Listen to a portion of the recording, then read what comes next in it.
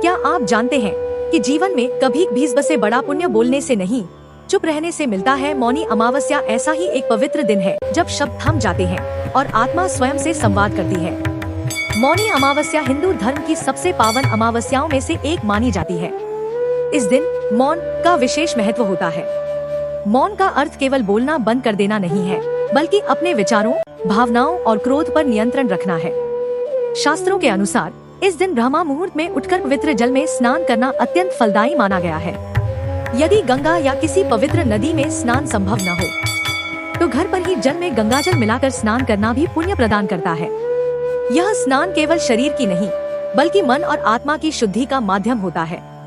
स्नान के पश्चात शांत स्थान पर बैठकर मौन व्रत धारण करना चाहिए। जब हम मौन रखते हैं, तो बाहर की आवाजें बंद होती हैं और भीतर की चेतना जागृत होने लगती है। यही कारण है कि ऋषिमुनि मौनी अमावस्या के दिन गहन तपस्या और आत्मचिंतन करते थे। इस दिन ध्यान और साधना का विशेष महत्व है। कुछ समय आंखें बंद कर अपने श्वास प्रश्वास पर ध्यान देना, मन में चल रहे नकारात्मक विचारों को शांत करना और ईश्वर का स्मरण करना आत्मिक शांति प्रदान करता है। मौनी अमावस्या पर किया गया दान अत्यंत पुण्यदायक माना गया है।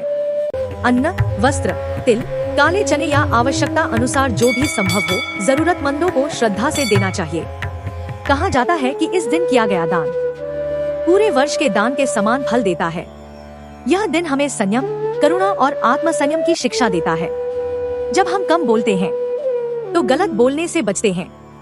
जब हम मौन रखते हैं, तो अहंकार स्वतः शांत होने लगता है। मौनी अमावस्या हमें यह सिखाती है कि जीवन की भागदौड़ में कभी भी रुकना भी आवश्यक है।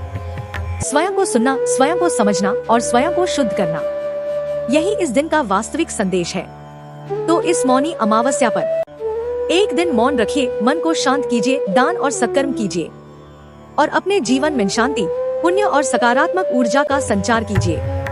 मौनी अमावस्या, जहां मौन बनता है साधना और साधना बनती है पुण्य।